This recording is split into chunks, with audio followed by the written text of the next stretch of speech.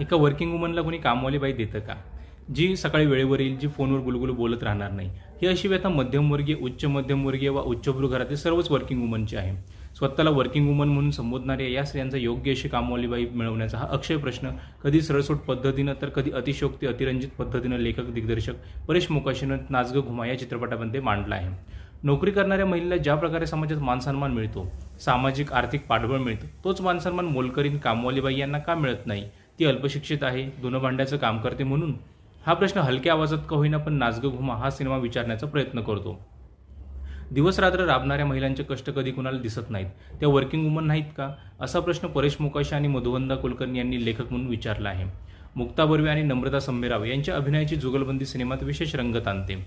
Cinema तुम्हाला काही कानगोष्टी सांगू पाहतो, त्या अशा की मनाच्या एका कोपऱ्यात घरकाम करणाऱ्यांविषयी अडीच राहते, पण माणूस म्हणून दुसऱ्या माणसाचा विचार करणं अत्यंत महत्त्वाचं आहे.